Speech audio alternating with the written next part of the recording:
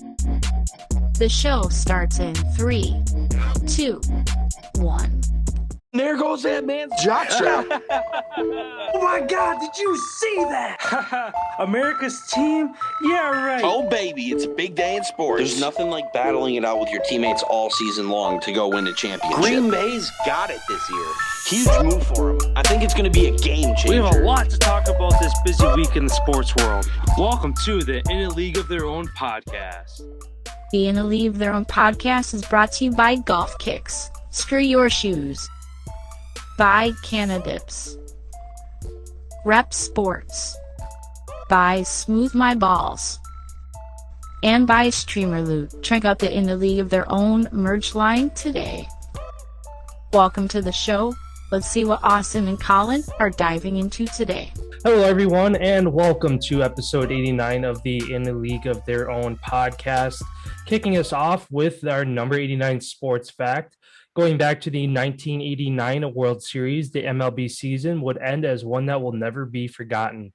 The Oakland A's swept the San Francisco Giants in 4 games, but the series was anything but short, as on October 17, a 6.9 magnitude earthquake rocked the Bay Area as both Oakland and San Francisco suffered damage to their stadiums.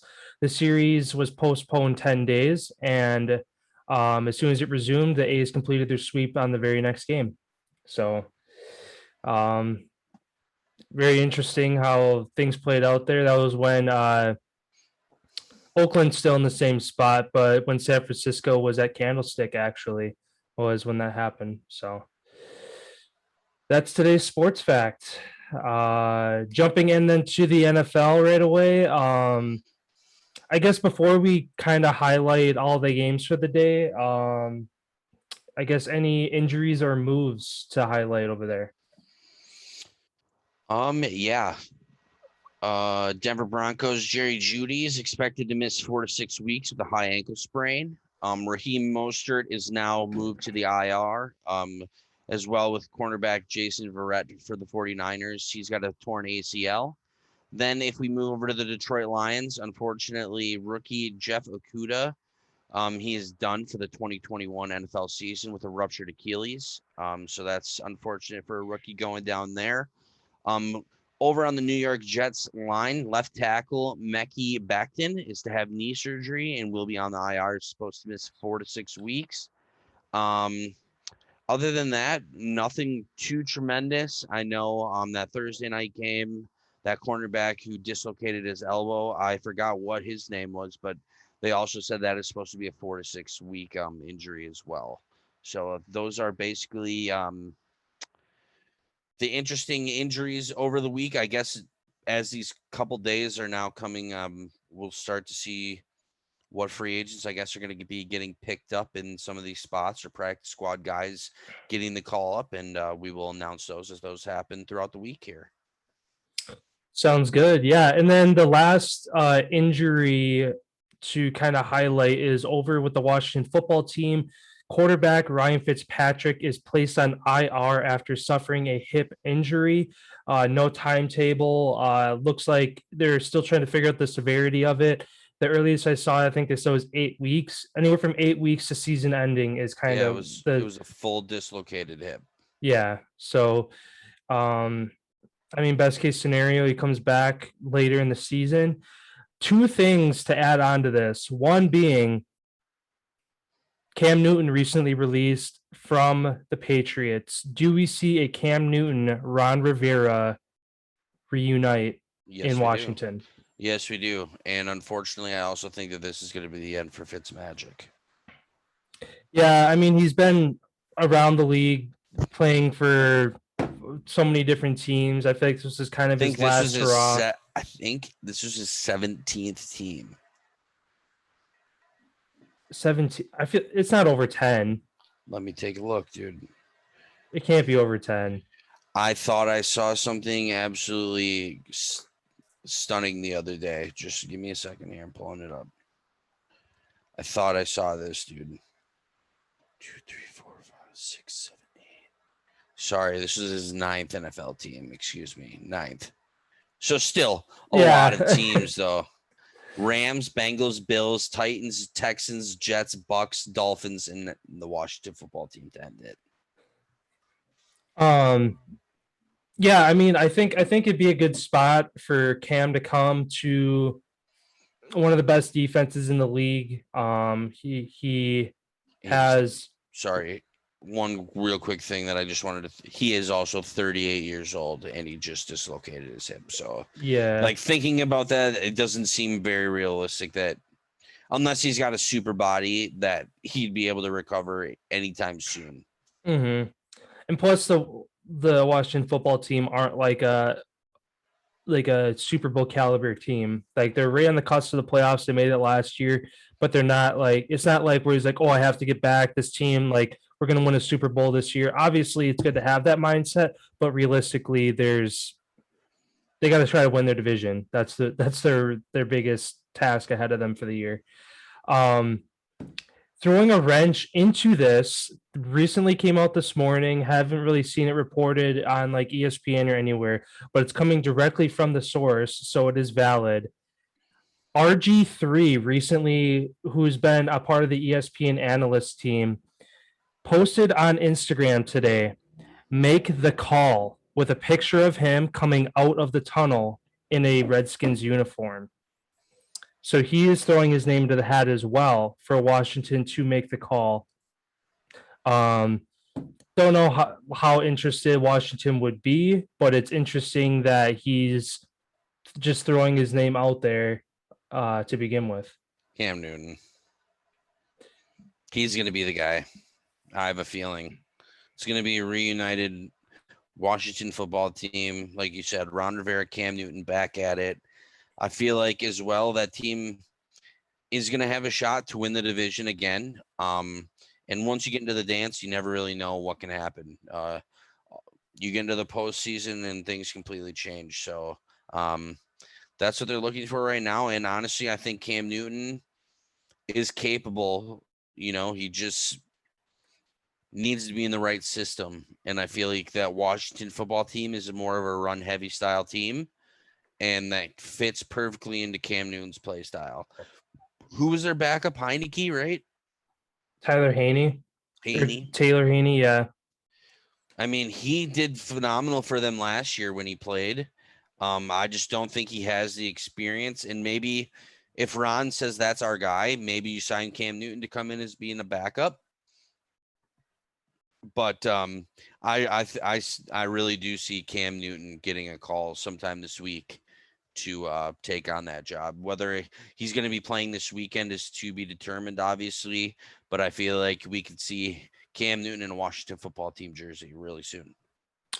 Yeah, actually, I could be wrong. I'm going to look here. Sean Watson. If does Washington offer 6 players and combined picks and players to go get Deshaun Watson?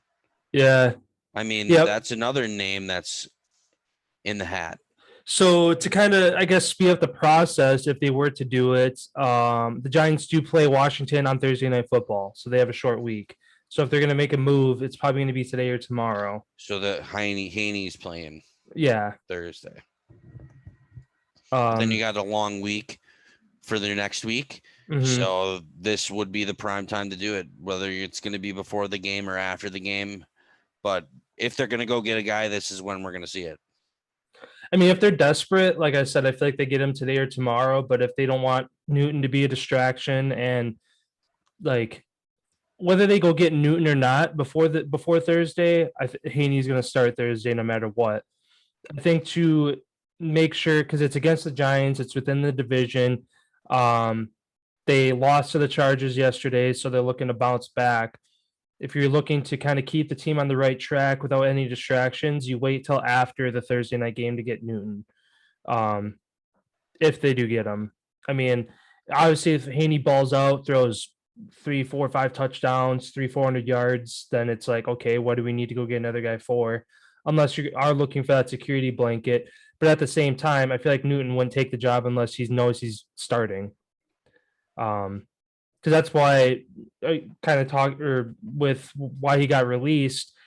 He had said multiple times that so So he didn't want to be a distraction to Mac Jones being a QB2. So that was part of the reason why he was released and left there. So I think that'd be the same thing. If Washington brings him on, he doesn't start, he's just going to be a distraction for that team. So either he gets the call after Thursday and becomes QB1. Otherwise, if they're like, hey, we want you to be backup, I could see Newton turning it down because he obviously doesn't want to sit the bench. So Cam Newton will not be with the Washington football team. Turns out Ron Rivera, this article that I'm reading, there's like it's a very, very slim chance that it's going to be Cam in Washington. They signed Kyle Shermer to their practice squad early this morning as their sole backup addition. Taylor Heineke will start on Thursday. And basically it's not going to be Cam Newton. Just says this article basically just highlights how it's all going to come down to whether Ron Rivera is going to bring him in or not. And 3 hours ago, the article was reported that if we would have seen a Ron Rivera Cam Newton link up, it would have happened right after he would have been released, or it would have happened 2 other times when they were unsure if Dwayne Haskins and Cam Newton was available. And there was another time when he was completely available and there was no call, nothing. So I guess it's ultimately in Ron Rivera's hands. But according to the article coming out of inside the Washington football team, they already made their signing to their practice squad, who's going to be the backup, and Heineke's their guy. So looks like RG3, I guess, potentially, I don't know, could make the most sense to bring him in as a backup. As of now, being a backup. But I mean, what good does that even have of him being a backup? Dang, it's going to be really, really interesting to see. Yeah, because I mean, they have weapons. They have Antonio Gibson in the backfield. They got Taylor McLaurin. Obviously, arguably a top 5 defense in the league right now. That QB position is the only spot in that team that really has a void right now.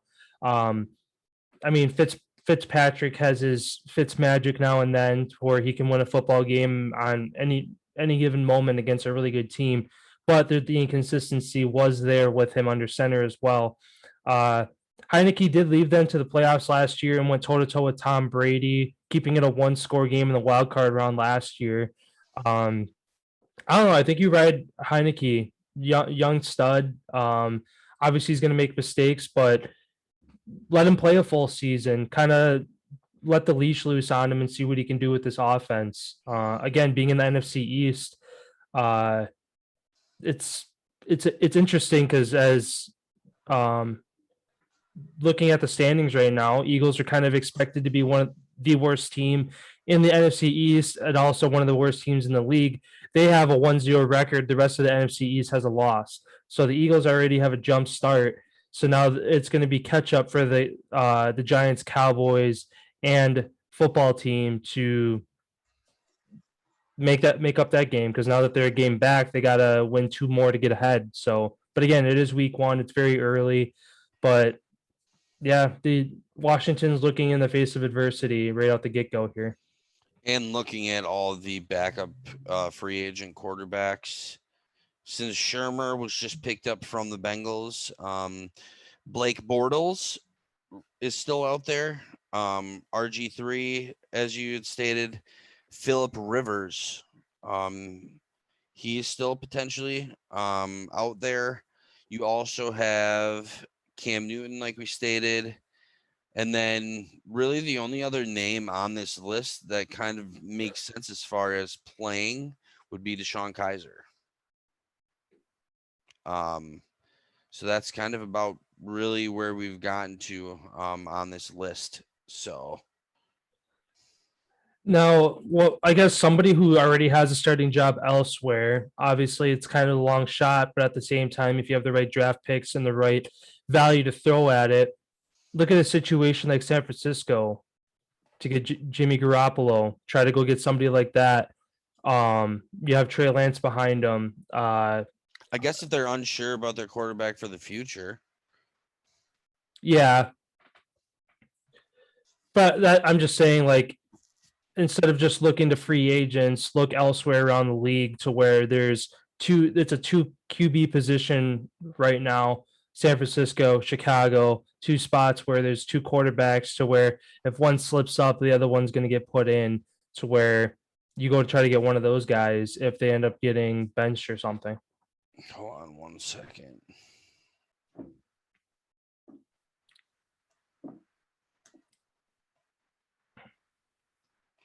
So, as far as making Jimmy G available, that is nowhere near possible. Ryan Fitzpatrick signed a 1-year, $10 million contract, 6 guaranteed, dead cap weight.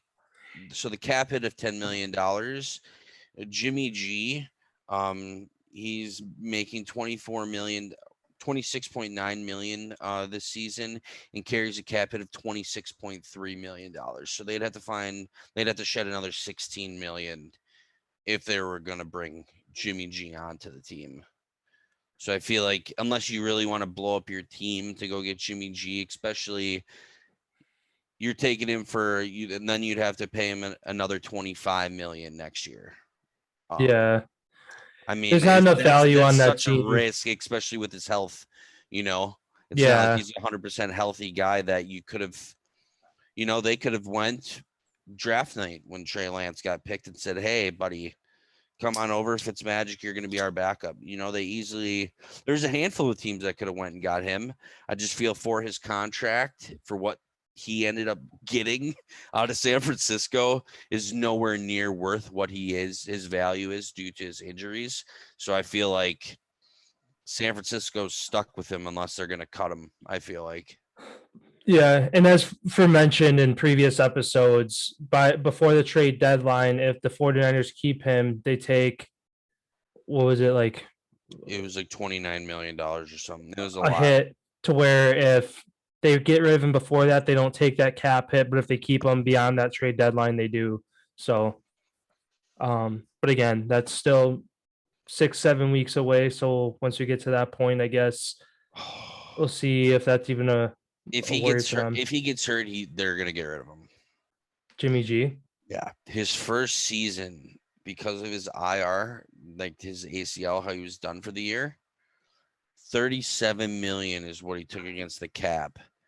41.8 is what they lost total in dead cap when he was only on a $6.2 million contract.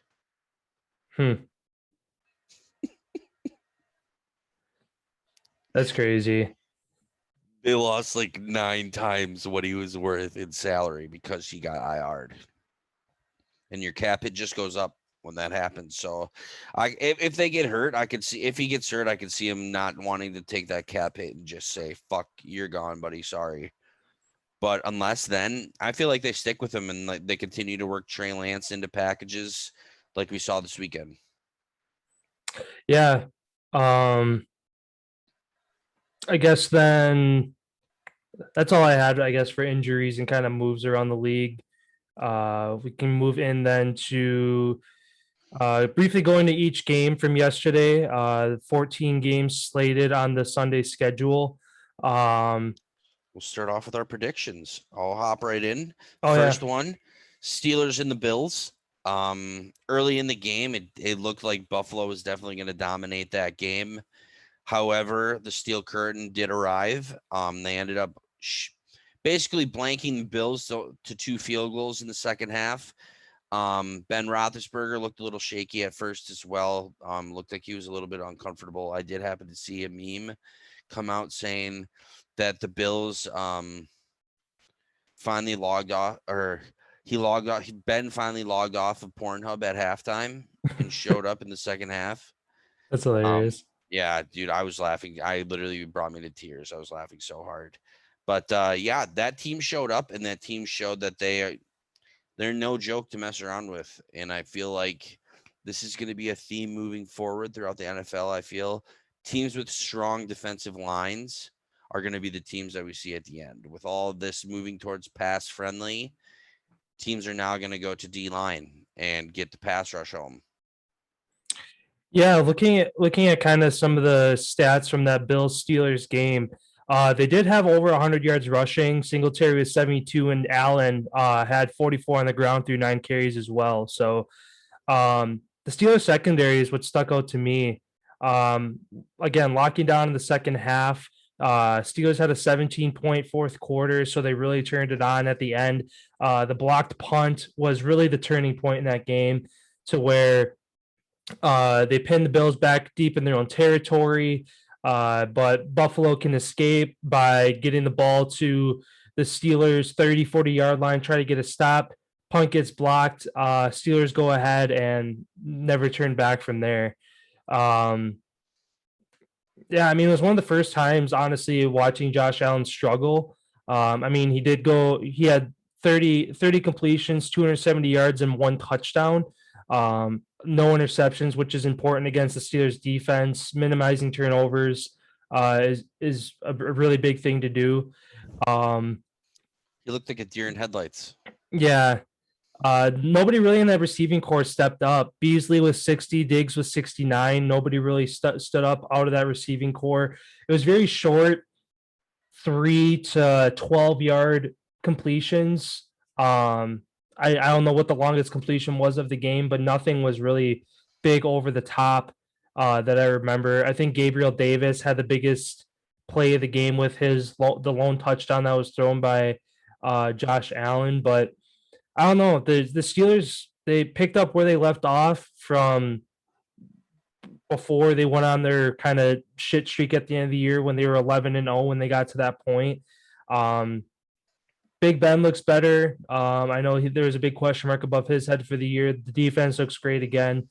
Yeah, the AFC North is going to be really tough this year, especially depending on how the Ravens do tonight, to see kind of where they're at to par to start the year. And especially for a game that Buffalo controlled. Time possession 33 minutes to 26. They ran 24 more plays than the Steelers did.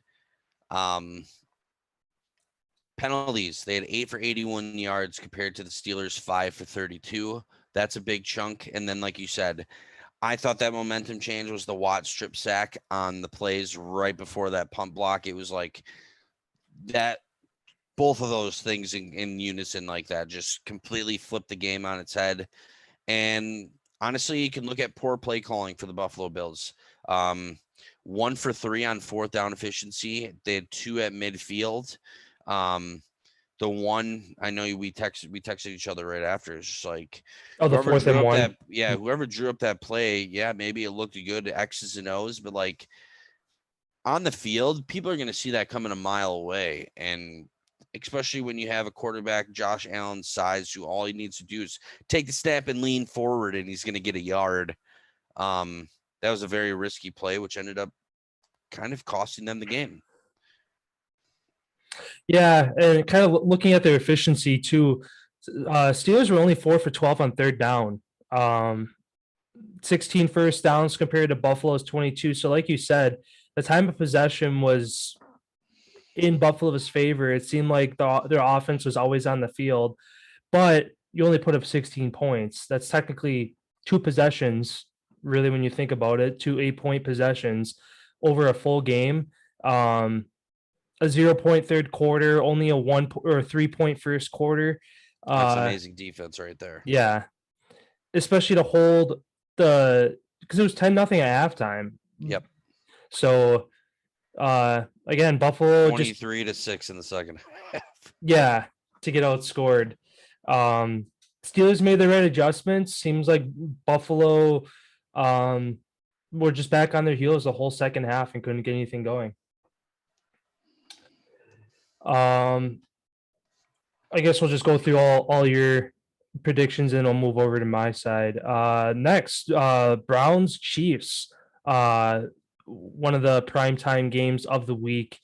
Again, one of those games very similar to Buffalo. Cleveland came out the gates hot, went for a 2-point conversion to go up 8, super aggressive, didn't want to leave any points on the board. And then things kind of fell apart for them. Very similar, another situation with a punt. The Bills had a punt blocked that turned the game around. Cleveland punter took the snap, dropped it instead of backing up the Chiefs deep in their territory. They gave them the ball. I think it was inside the 15, and 2 plays later, Mahomes hit Kelsey for the go-ahead touchdown. Yeah, it was a really good game. 33-29, very close, but it always comes down to the better offense in the end, putting the ball in Patrick Mahomes' hands over Baker Mayfield's hands. Baker Mayfield did have a chance at the end through the pick. But yeah, I mean, the game was very back and forth, even though Cleveland, again, had the momentum for probably the first 2.5 quarters. Yeah. People saying Baker Mayfield looked good. One thing I always say about him is if you want to win games, he's not your guy. He can keep you in games and get you down to the end of games, but he's not the guy that I want the ball in his hands when the pressure's on the line. Looking at his stats, 21 for 28, 321 yards, no touchdowns, 1 pick. So all those are empty yards. However, their running game basically was the only reason why they were in this game at all. Nick Chubb, 15 for 83, 2 touchdowns. Kareem Hunt, 6 for 33 with 1 touchdown as well. And then Jarvis Landry had 2 carries for 13, 1 with the wide receiver sweep for a touchdown. And then Schwartz as well had a wide receiver reverse for 1 for 17. So passing is not how the Browns can get it done. They got to heavily rely on their ground game. I guess I picked the Browns to win because I thought OBJ was going to be playing. Turns out he decided to sit out, which is a huge loss for them. I feel like if he was playing, I feel like the Browns would have won. They would have had another guy out on the wideout, especially since Tyrann Mathieu is currently out on the Chiefs defensive side. But it didn't happen. And as you said, the teams who really deserve to be there, they flipped a switch, and it was kind of like, okay, game on when we're down late in the game, and bing, bang, boom, they went and scored 2 touchdowns, game's over. Man, Chiefs fans, you got lucky. I'm just going to say it. Like, yeah, you don't have one of your best defensive players in the game, which hurts, but how you guys played, I mean, look at the third downs, 9 for 13. I mean, which is pretty good, but normally they're 100% usually on third down because of all their weapons that they have. They did allow 2 sacks and no turnovers on the day, which resulted in their favor. They had 60 less yards in the game. They got outrushed by 60. Passing, they only had 20 more passing yards. So, like I said, this game came down to those 2 turnovers, the punter dropping that ball, and then Baker Mayfield trying to throw the ball out of bounds at the end, and that defensive player just getting enough of his ankle to stop the power, and that's game. Yeah, Mahomes looks good though. Yeah, he did. That one play where it was just kind of a fuck it, throw it up, Tariq's out there somewhere, kind of play for that long 75-yard touchdown. Video game. Yeah, but going back to the Browns too, one thing that kind of was a head scratcher, as soon as the Chiefs got momentum, the Browns went into panic mode and tried to throw the ball a lot more. Chubb, again, 83 yards on the ground, 5.5 yards a carry. He was dominating the run game. The Chiefs really didn't have an answer for him. And again, as soon as the Chiefs got momentum, they went into panic mode. You started to see Baker missing receivers, bad clock management, obviously incomplete passes, keeps the clock stopped, where if you're running the ball, keeps the clock moving. They just completely gave up on the run game when it came down to the end. Where if they would have kept, if Nick Chubb would have got 5 to 10 more carries, they probably would have won that game, because that's better clock management and more yards. Maybe to put up a field goal, keep the Chiefs off the board.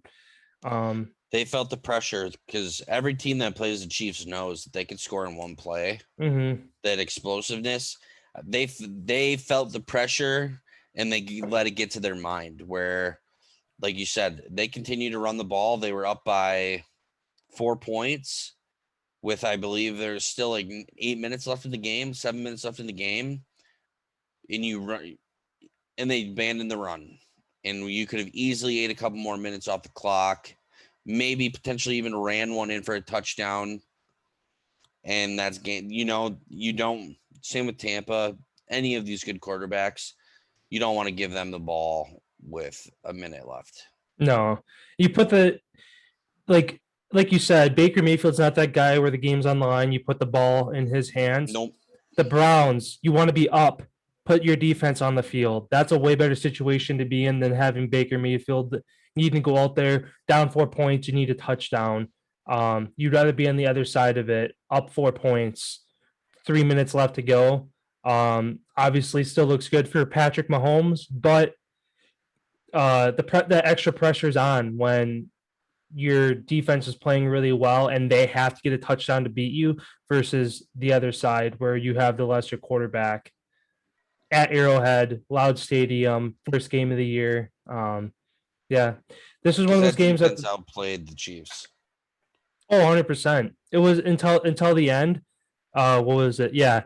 They held them to 10 points in the first half. That's amazing. And then give up 23 in the second and only have 7 yourself.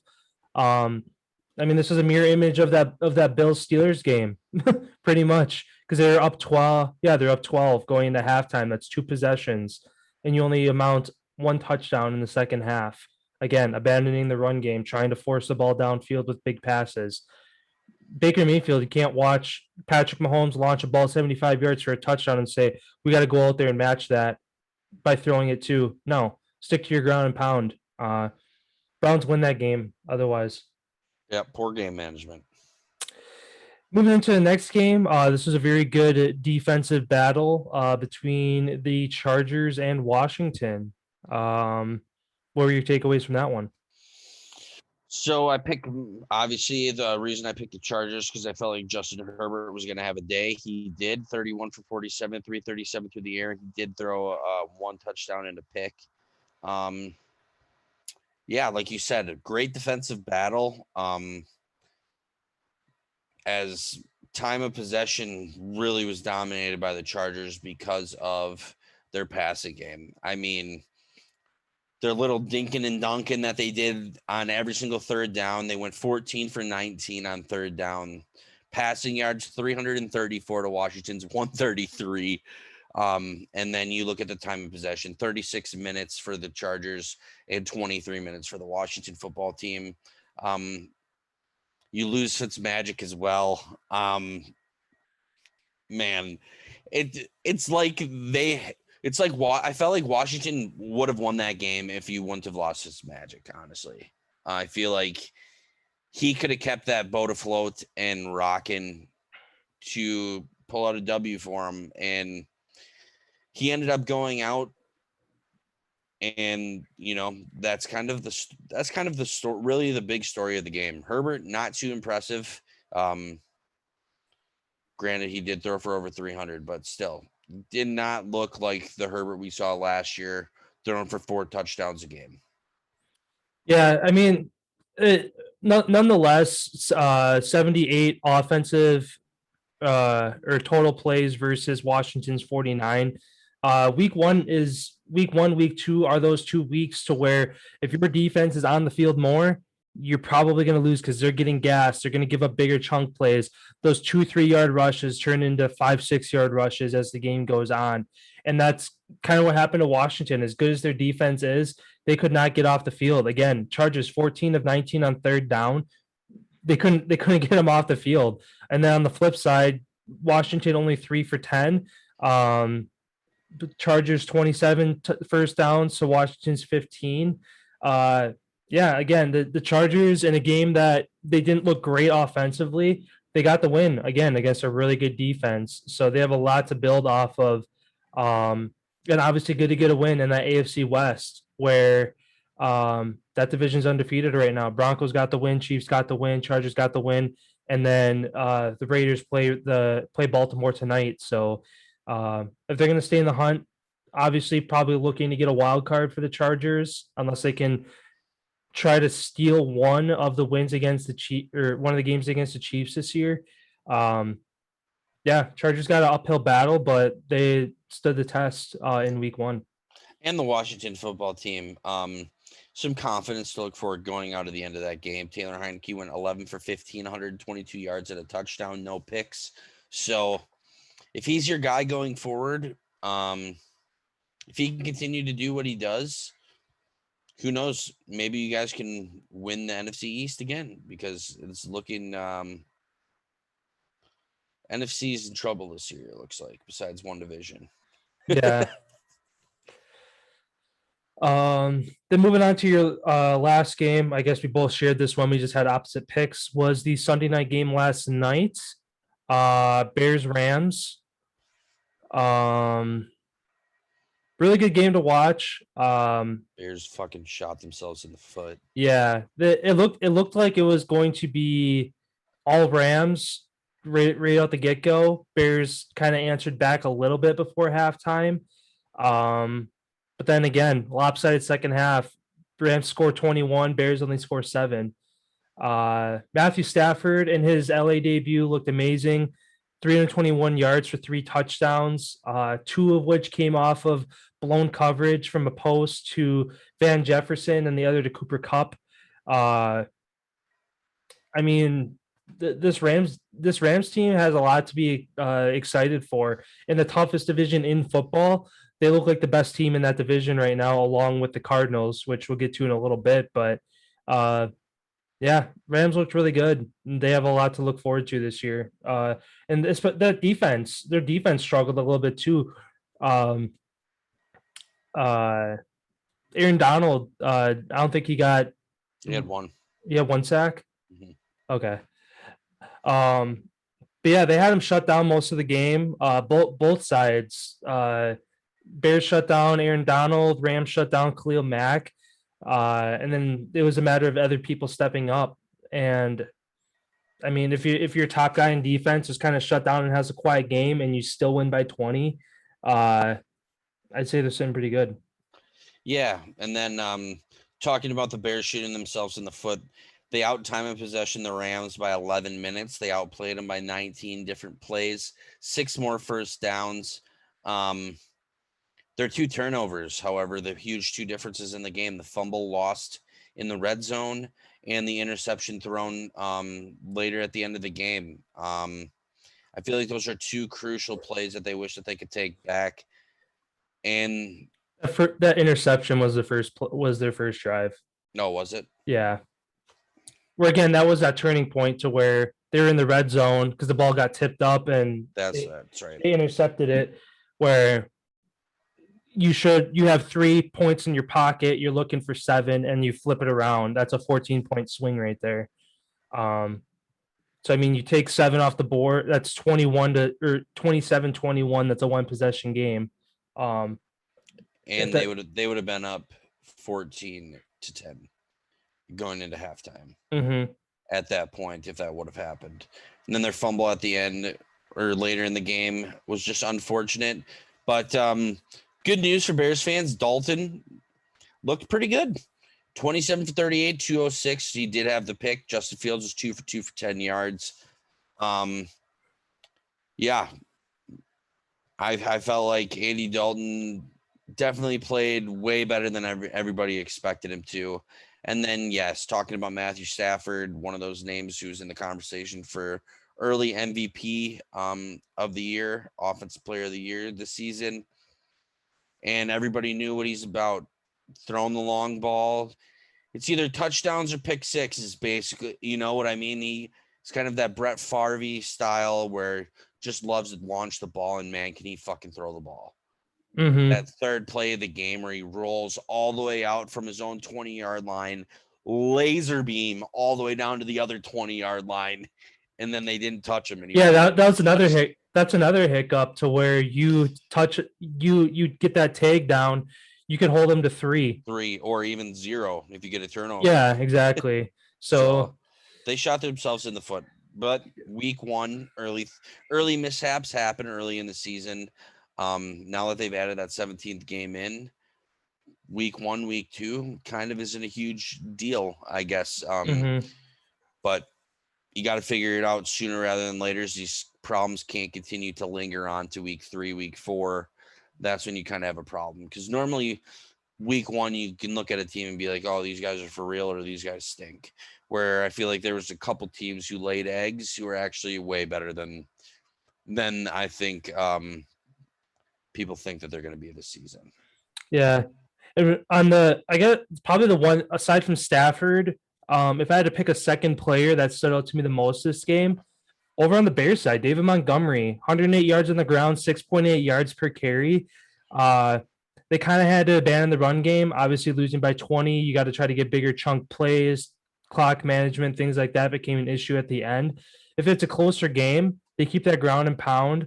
Montgomery probably goes for 150 to 200 yards if they don't have to abandon it, maybe another touchdown. But, I mean, he picked up right where he left off last year. He had an amazing year last year. And to have over 100 yards against that amazing run defense of the Rams, that's one thing to definitely look forward to. If Dalton does struggle, that they still have Montgomery to go to on that offense. Then moving over to my games for the week, Vikings-Bengals. The lone game that went overtime in week 1.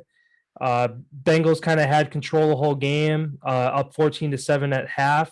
Got outscored in the second half, but did manage to obviously squeak it out. It was either going to be Bengals win by 3 or it was going to be ending in a tie as they kick it to end overtime.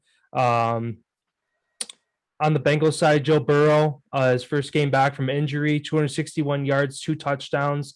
Not a flashy game by any means, but obviously gets them the win. Jamar Chase quieted all the haters in preseason. He had handful of drop balls. They were really concerned about what he was going to do. 5 catches for 100 yards, averaging 20 yards per catch and a touchdown as well. I don't know. This Bengals offense looked impressive, but the defense is what stood out to me the most. Kind of making Kirk Cousins struggle at the end to where he couldn't find Justin Jefferson. Bates in the secondary seemed like he was matched up with Justin Jefferson really well. Jefferson did have 71 yards on the day. Again, not super flashy. Adam Thielen led the way with 92 yards, 2 touchdowns, but I think that the Bengals secondary is what won them this game, kind of shutting down Thielen and Jefferson down the stretch. Yes, I think the Vikings just shot themselves in the foot on this game. Poor clock management, poor play calling. Multiple times where you had 3rd and short and you chose to try to pass or run a bootleg. Not the ideal time to call that, where you stick it on the ground, you run up the middle, you have Dalvin Cook in your backfield, and you easily could have won this game. Sticking with the motto of the NFC North, I don't really have much to say on this game. Besides another NFC North team shooting themselves in the foot, not ready to play. Yeah. One more thing to highlight for the Vikings, 12 penalties, 116 yards. Can't happen. I think they had 16 or 17 total penalties, but only 12 of them were accepted. So terrible game. Delayed games, pass interferences, holding down the stretch was knocked them out of field goal range once or twice. Yeah, again, NFC North not looking good to start the year. Going over to one of the other late afternoon games yesterday, Broncos Giants. What'd you see from Teddy Bridgewater's debut as a Bronco? People forgot that he can play. For everybody sleeping on Teddy Bridgewater, I suggest you open up your eyes, because he's coming with a vengeance this season.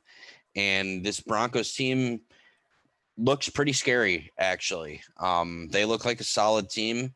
They've been building this team for a handful of years now with a lot of the young guys that they have on their squad. Melvin Gordon for 101 yards. Former Badger, obviously, we've been waiting for him to pop off and get his finally a chance where he's the true number one, and he is. And now he's getting all the carries and he's showing up and doing the work. Giants, they kind of look pretty rough. Daniel Jones is typical Daniel Jones, makes some plays where it's like, what the fuck? Like he's a Rodgers, Brady's type of plays, Mahomes type of plays, and then you also see plays where it's like, dude, you're an NFL quarterback and you just did that. Turnovers is what lost them the game. Broncos, dominated time of possession, but the biggest flip of momentum was when Daniel Jones inside the 20-ish yard line went to extend the dive for a first down and lost a fumble, turned around, and that's all she wrote. And going off of that, that is now Daniel Jones has a turnover in 25 of his 27 starts as a Giant. They lose by 2 possessions. That's a swing right there. I'm pretty sure the Broncos scored off of that. You go down and score, you hold the Broncos off the board. It's a tied game, and it's a flip of the coin at that point. And Von Miller looked really good in his first game back. Yeah, it was good to see him back. I think he had 2 sacks. Barkley again, quiet. Good to see him back. Only 10 carries, so they didn't let him run loose. But yeah, 10 carries for 26 yards. That Denver defense is good too, dude. Yeah, Daniel Jones actually led the team for rushing with 27 yards, including his one for a touchdown. So, yeah, like you said, Broncos kind of one of those teams where it's kind of they might be okay, or they're going to shit the bed and be one of the bottom teams again this year. They stood the test going into New York and getting the win. And then last game for predictions this week was Colts and Seahawks. Colts stink. Yeah, Russ in his early MVP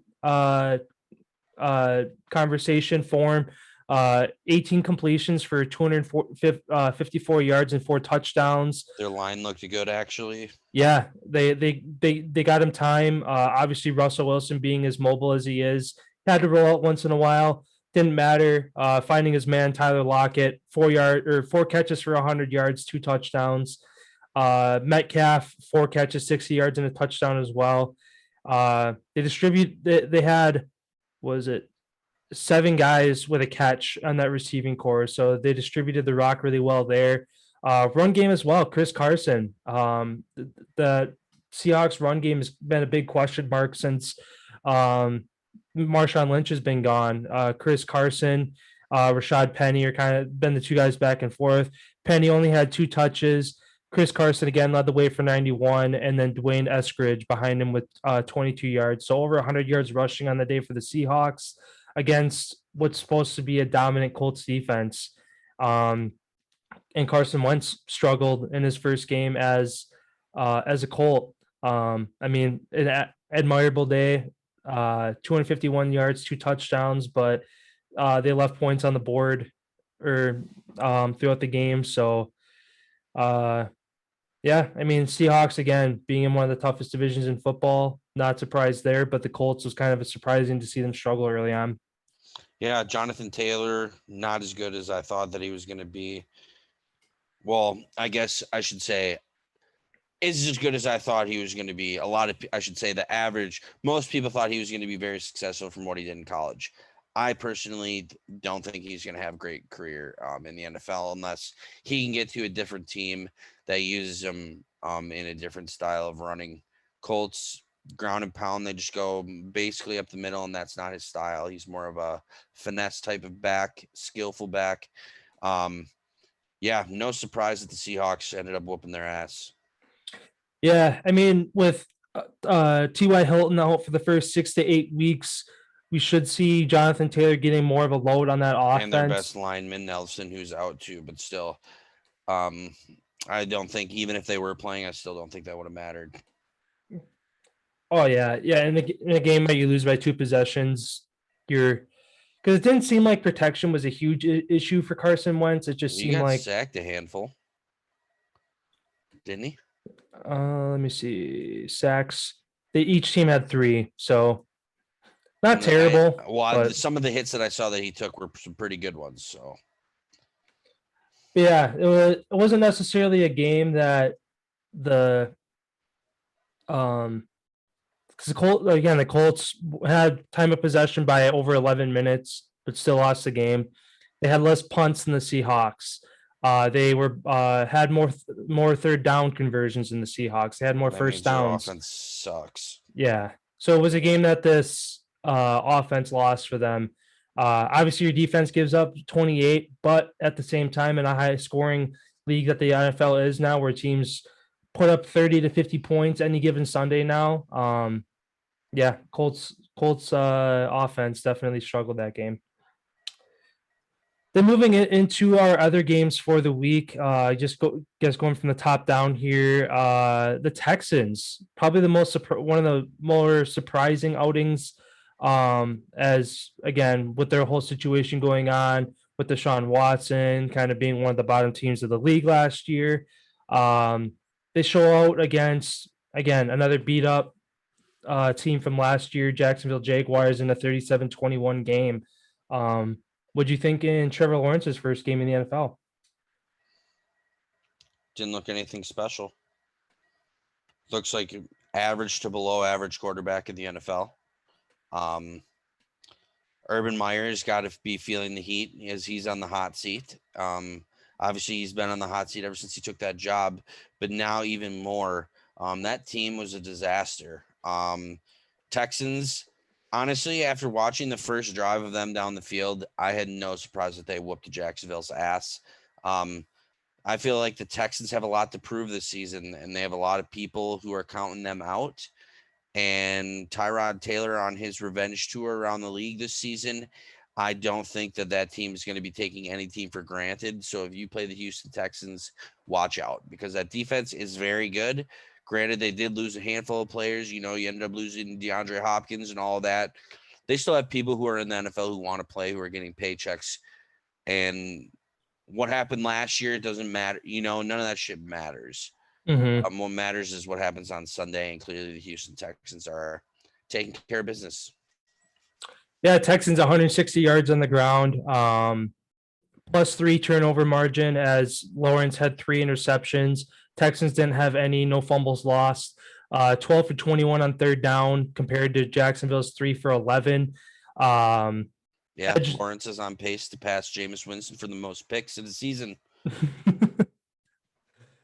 I mean, he didn't look great in his NFL debut, that's for sure. And it was funny that being his first loss of his football career, undefeated in high school, undefeated in college. Regular season. Because he's lost the championships. Well, yeah, but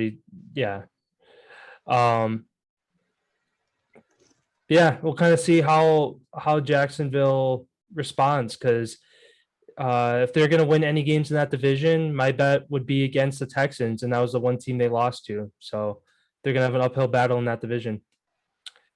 Jacksonville stinks. Over to the next game, Eagles rout the Falcons 32-6. Jalen Hurts, very impressive outing.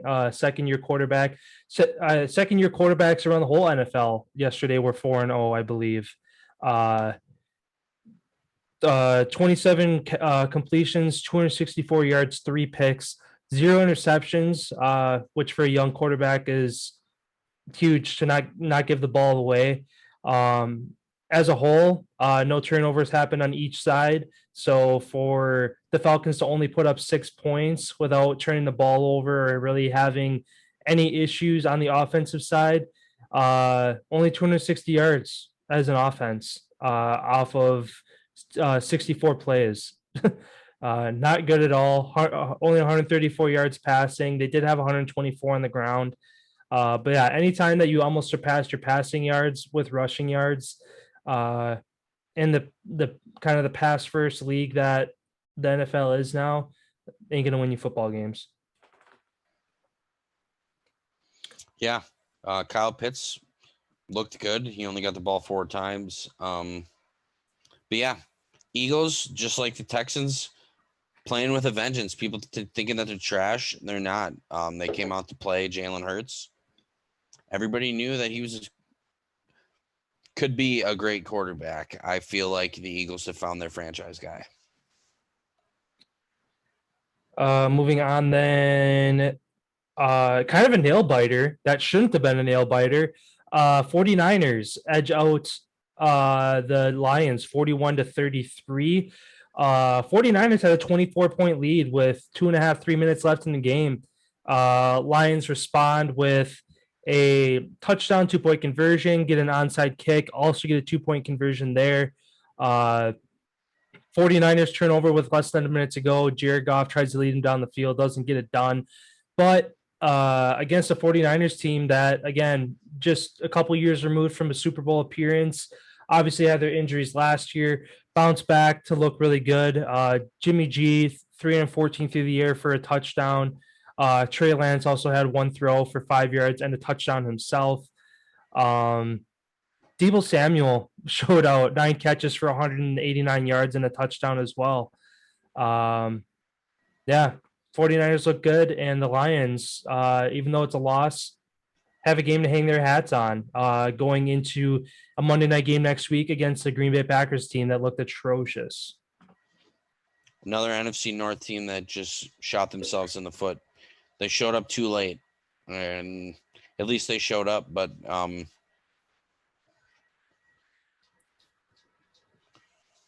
sorry. I thought fucking the cat just knocked something over, and I thought I heard glass shatter, but we're good.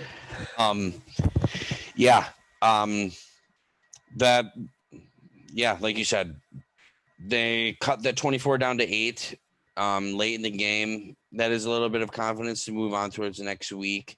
The 49ers, however, being up 24 points, they were staying way back, allowing all those passes underneath. So it is easy for a team to move down the field when you are down by 24 points late in the game. But still, they almost came back. They almost did it. And next Monday should be a test for both teams. For sure. Moving on then. Jets Panthers. Sam Darnold's revenge game against his old team. What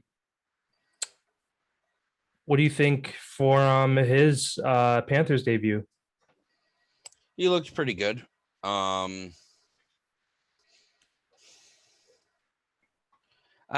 just don't know how I feel about both of these teams.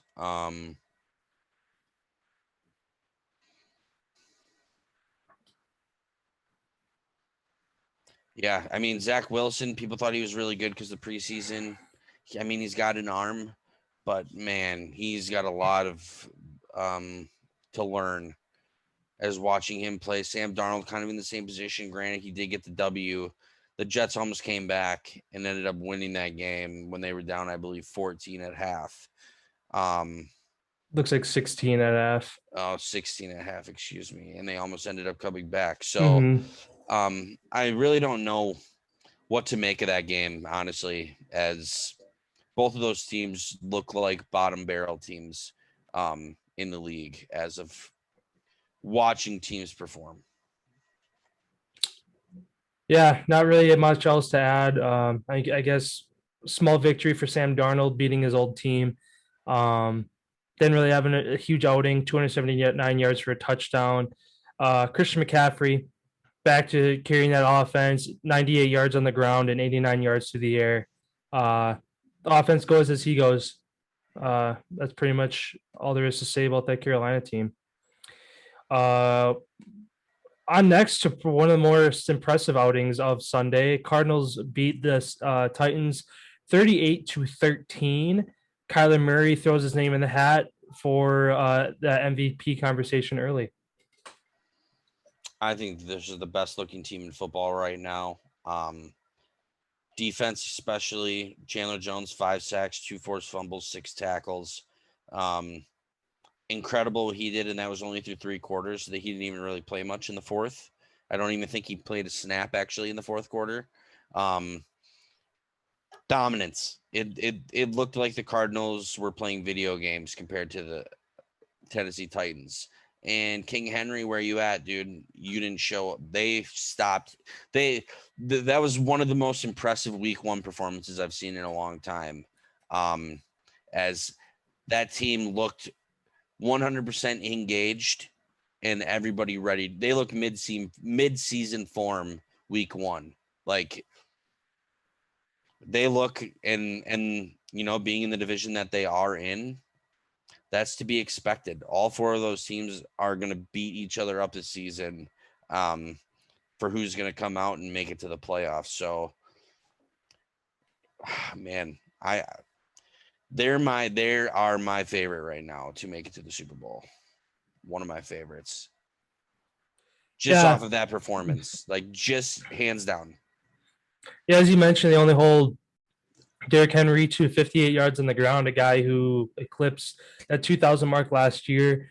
Julio Jones in his Titans debut, only 3 catches for 29 yards, had a crucial mistake on a 3rd and 1 with a personal foul to back him up to 3rd and 16.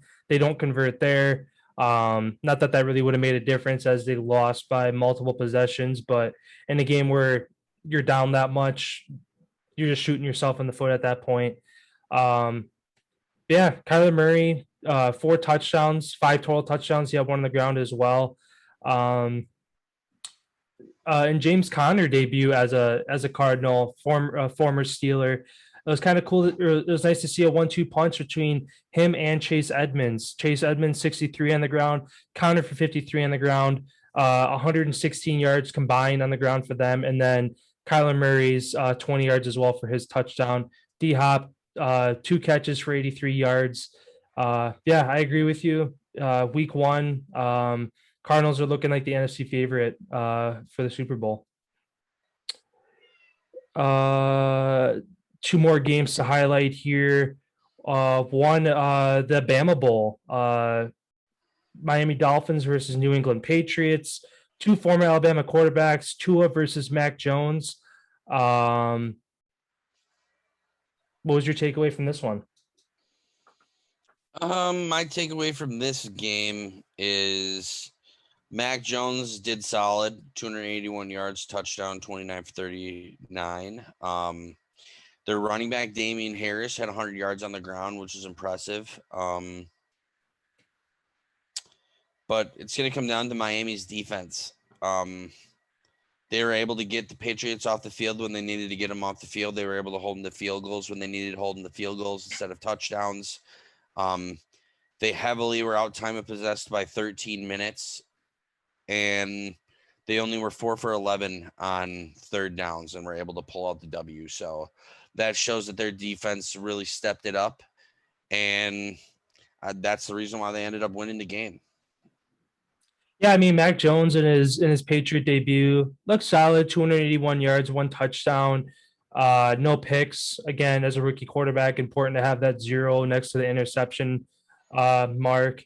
I mean, to start, Bill Belichick's $200 million he spent on free agency in the offseason didn't pan out for him week 1.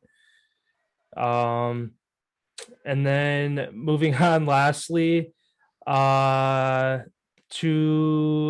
the Packers in their 38-3 loss to the Saints. An embarrassment to the Packers organization. Tip of the cap to Jameis Winston. Only 148 yards passing, but had 5 touchdowns on the day. That's all that matters. Yeah, and once again, that Packers secondary struggled. Kevin King got burned, giving up 2 touchdowns along with a handful of completions on 3rd down that would have got them off the field. Packers offense, reigning MVP, best receiver in the league, put up 3 points. Not really much to say about this Packers team right now. Kudos to the Saints. Yeah. Lattimore shut down Adams. And after the game, he gets a contract extension, making him the highest paid cornerback in league history as far as guaranteed money. Shout out to him. He deserves it. He's been one of the top cornerbacks in the league ever since he's came in from Ohio State. Man, Green Bay, we got to figure it out. I know we have two different guys in on the line that normally weren't there. That definitely showed. I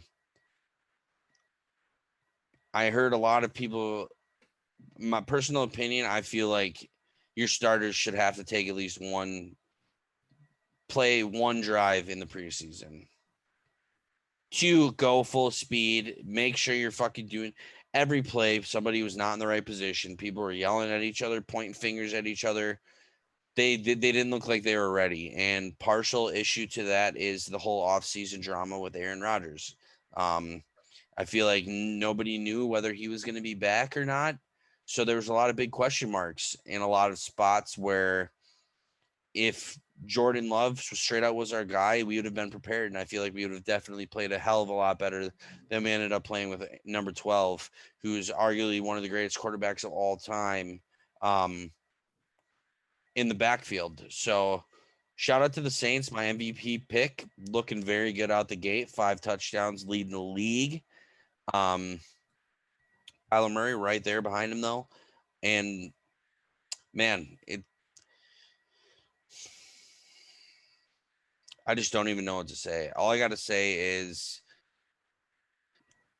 I'm not surprised, I guess. Like, yeah, I thought the Packers were going to win. I knew the Saints were going to be pretty good. I thought it was going to be a way better of a game. But after really thinking about it and dissecting everything that happened over the offseason and watching people sit and point fingers at each other and bitch at each other on the bench, I'm not surprised that this team's falling apart right now. And this could be the destruction of the Green Bay Packers this season, whether 12 is with us or not.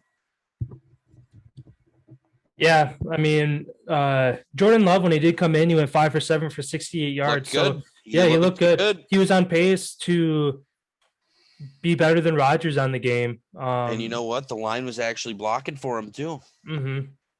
I feel like there's some mixed feelings with what Rodgers did. It just seemed like everybody wasn't behind them or he wasn't all in it. Like there was some disconnect between what was happening from sideline to the field.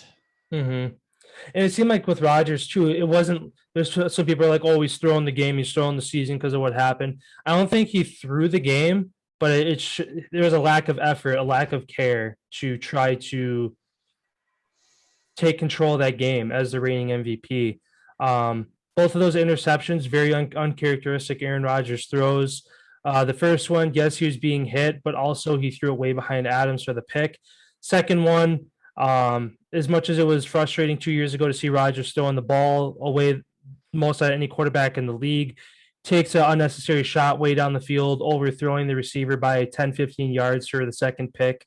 Yeah. You're down though. What do you got to lose? Yeah. Because you literally could see he basically said, fuck it. Like when he was throwing the ball, you could hear it. Like he was just like, oh, fuck it. And just launched it as far as he could. Like he took a shot. He took a shot to make a play being down that far, and it either was going to work or it wasn't going to work. And at that point, I feel like you don't have anything to lose. You know, granted, it's another interception that he threw for his stats. I don't think he fucking gives a shit about his stats anymore. He's already done all of that, where that's not important to him anymore. I feel like it's more about winning. I feel like he's turned the page, kind of like Tom Brady's turned the page in his career, where it's more about taking care of yourself and doing what you can to win instead of being the best numbers guy. Yeah. He used to care all about that as far as throwing away passes, all that shit. Ever since he eclipsed all those, it said all those in his new girl, ever since him and Danica kind of split ways and he's been doing all these spiritual stuff and doing his own thing, he's turned a page in his career to where none of that shit matters anymore. It's all about winning the championship. Yeah, then I guess wrapping up our NFL talk tonight, we have our Monday Night Football game, Ravens, Raiders. Who you got? And score. I I mean, that Ravens offense is beat up, as well as their secondary with Marcus Peters being out. I think the Ravens are 4.5. What are they? 4.5 point favorites. I think. I don't know. I'll go quick. I got Raiders. Go for it. 35-14. Raiders 35-14. Derek Carr is going to have himself a night in the first game in their new stadium.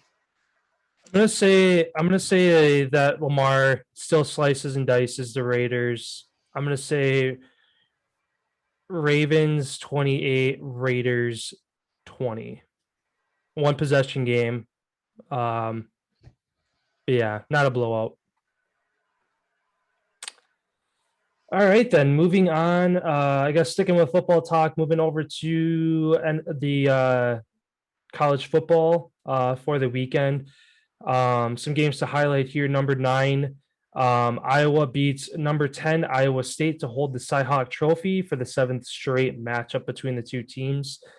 Wisconsin bounces back, routing Eastern Michigan 34-7 after their week 1 loss to Penn State. Texas A&M escapes disaster with a 10-7 win over Colorado. Jacksonville State beat Florida State. Yeah, that was interesting. The last second Hail Mary. I always love to see those. And then probably the biggest game of the week, Oregon upsets Ohio State 35-28 to hand Ryan Day his first regular season loss as a head coach of the Buckeyes. Ohio State ain't that good. No, barely got a win against Minnesota, and then loses to Oregon without their 2 best defensive players on the field. And Oregon's going to be a college football playoff team. Their top 2 defensive players out, and they beat Ohio State, who's supposed to have one of the best offenses. Yeah. Impressive. And then AP top 25 updated today. Some big movers include Oregon up to 4. Iowa moves up to 5. Ohio State drops to 9. And Wisconsin stays put at 18. I wish we would have went down. Yeah, no kidding. We should have won by 50. Yeah. You win 37-7, but if they wanted to move up, they would have had to put 2 or 3 more touchdowns on the board.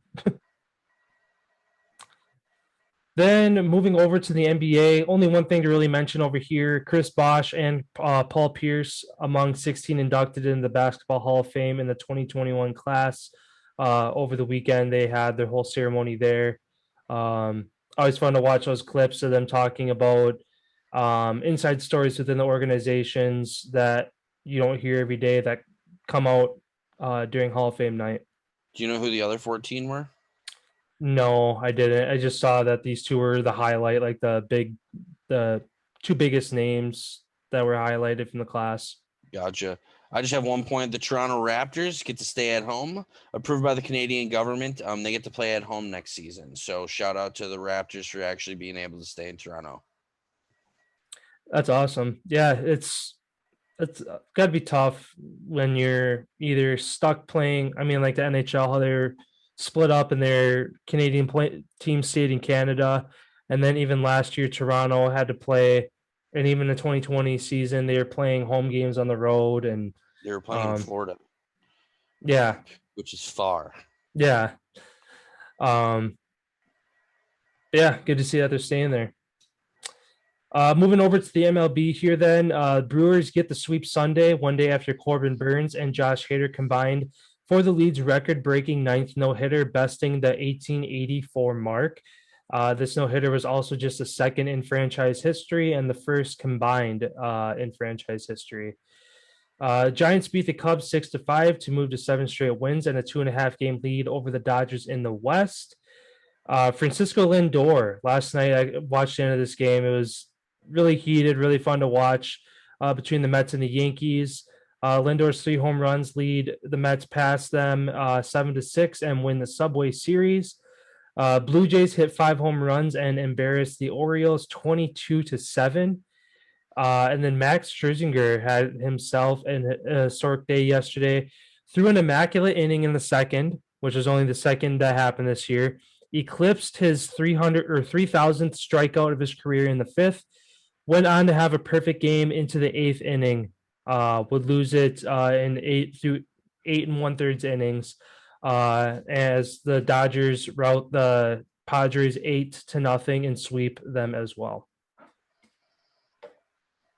And that's all I got for MLB. And he just locked up the NL Cy Young with that performance. Oh, 100%. He's one of the greatest pitchers of all time, dude.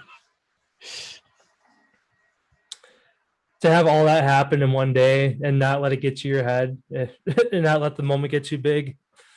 Yeah, that's impressive. Over to the ice then. What's going on over there? Columbus Blue Jackets assistant coach Sylvain Lebrivier is out after declining to get the COVID-19 vaccination. He will be sitting aside this season. Hopefully the guidelines and stuff loosen up going forward to next season. Calgary Flames locked down defenseman Eric Gudbranson and Michael Stone to 1-year deals, and that is all that is going on in the NHL.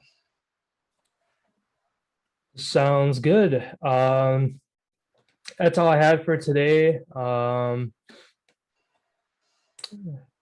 Yeah, nothing. Doesn't look like anything else to highlight around the league. Oklahoma won 76-0. Oh yeah, that was who they play, like Western Kentucky or something. Western Carolina. Baylor won 66-7. College football is such a fucking joke. For the first 3 or 4 weeks, yeah, all these non-conference FBS versus FCS games.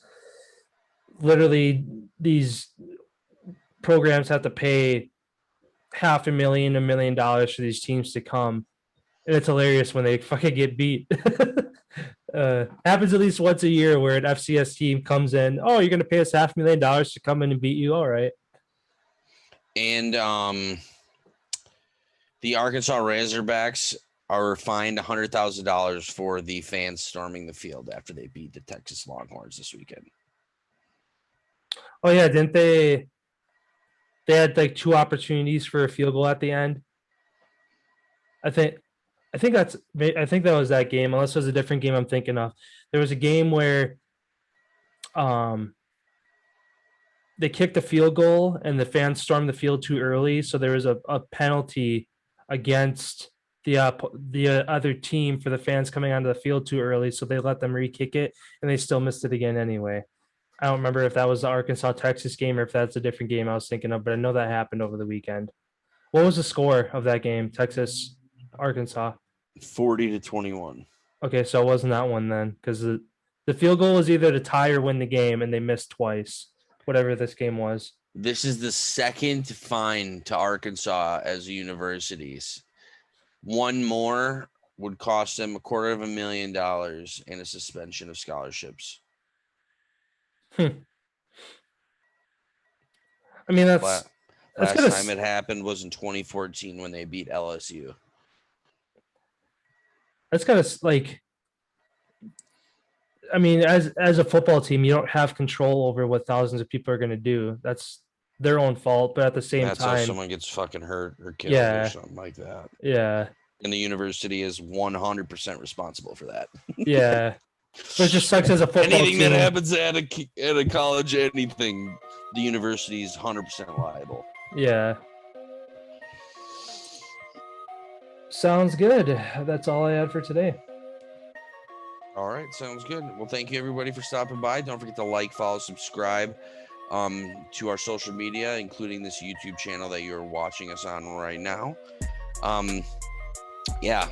Big NFL game tonight. We'll be breaking that down on Wednesday for you guys. And other than that, we'll see you on Hump Day. See you Wednesday, everybody.